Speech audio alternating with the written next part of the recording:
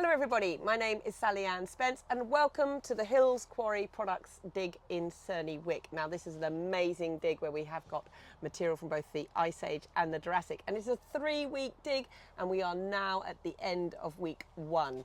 And we've had various different people that are coming in and showing us how they use different technologies so we can get more information from this dig, and we've got loads of students being participants who are learning from those people as well. So there's lots going on here. Keep watching the videos, but with me now is Iain Rockley. Hello Iain. Hello. Now Iain, you've come today from Diggit. Can you tell us all about Diggit and what you've been doing today? Sure. So Diggit is an app for recording archaeology in the field. Typically what happens with archaeologists usually is they record on paper sheets, and then at the end of a site you'd have hundreds or thousands. They'd all get scanned in and typed up into an Excel spreadsheet. Instead of that, with Diggit you just record it on an app, and then it's all automatically there live in the office as standardised data to be able to be studied. So that's archaeological. So you've come to the dig site here at the quarry today to try this app out as well on a paleontological dig. Although we're a bit on the edge of archaeology, we've got Ice Age material here as well. And how's it been?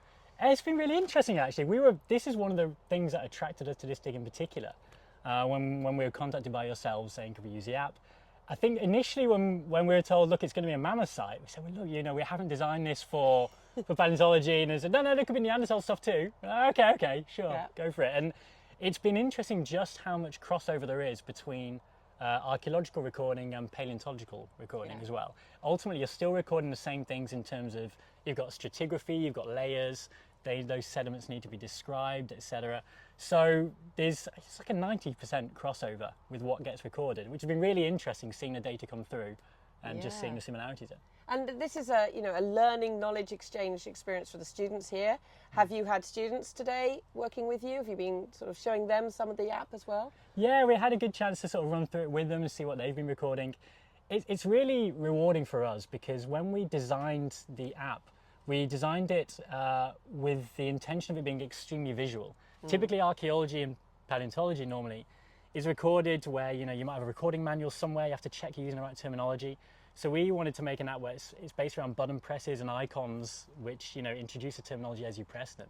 So basically the idea was this should be a really helpful learning tool for students, and so here's really rewarding to see that that's exactly how it's been used as well, to teach people how to record and prepare them for recording elsewhere. Well, I think that's really important, that an app is easy to use, because ultimately you want to use it, don't you? That's a big part of it. So can you talk us through the process then of how you would use an app like this? Sure. So initially out in the field, when you found a feature or a mammoth tusk or something, you'd take your phone out of your pocket, load up the Diggit app, tap the buttons to record its shape, what photographs you've logged it in, what drawings it's involved in, the descriptive stuff and your interpretations of it. And then what happens is, and I will just unlock this laptop which has gone to sleep right now. So then what happens is once you've recorded it on the app, whenever there's connectivity, it syncs up via the cloud, and then all the data appears for anyone to look at in the office. Okay, right. Now we are live filming, we are literally on the dig site where the quarry is just there. We're on base camp at the moment, so we are live recording. I've got Sally at the moment who's helping me because every day I grab a new volunteer to get behind the camera. So Sally, if you can bring the camera down, and hopefully we can show you at home what we're seeing on the screen here. Ian's going to turn it round and show you. Okay, so what we're looking at here, if I just twist this a bit more, is that all right? There we are. Can we see that on the screen there, Sally? Is that okay? Yep. Right, okay, go ahead then, Ian. So what we're looking at here is how the data appears after it's been recorded. So this is what people in the office would see. So this is Diggit Web, so you just load it up in any browser. And here we can see tables with the different kind of things that have been recorded. So the stratigraphy, the illustrations, the photos. And what we've got here is a special finds found here at Cerney Wick. I'm pronouncing that right? Yes, Cerney Wick, that's correct, yes. So here we can see a list of things. So this one, for example, description, skull/jaw. And if we tap here, it should also show a little screenshot of, something that was excavated and the snap that they took in situ when that was still found in the soil.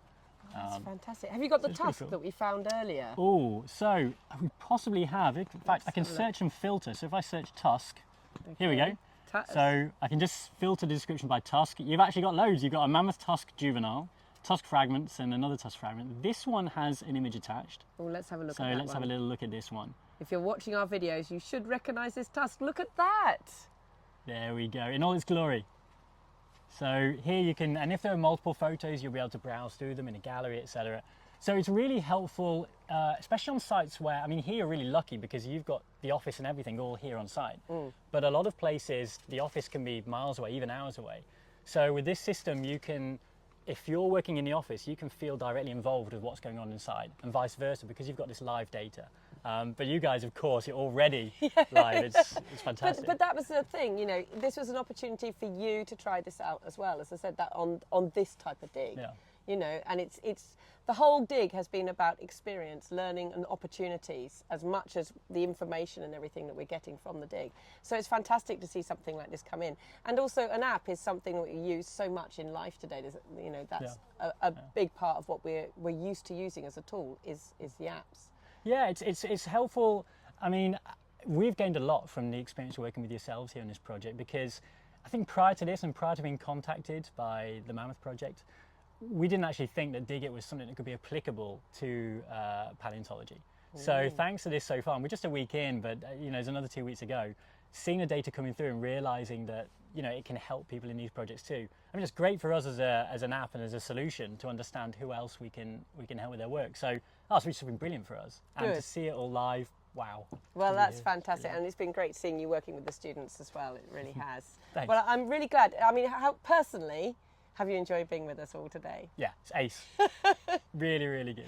It's one serious dig, isn't it? It really is. Have you been on a dig before with so much material? Oh, well, see, I know people watching this may have seen other digs that we've been on, but I would say I've never been on a dig with more material than here. It is, it's very hard to top. You'll be in one corner of the site and everyone's all crowding around because someone's discovered something, and then you hear a shout from somewhere else, and it's just... It's crazy. I've got like shell shock, but archaeological shell shock. It's wonderful. It is fantastic.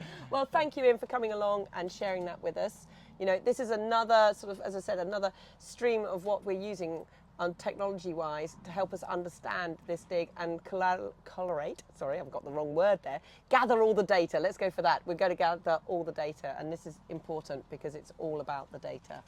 So, thank you very much. Keep watching those videos, and the hashtag is TUSForce.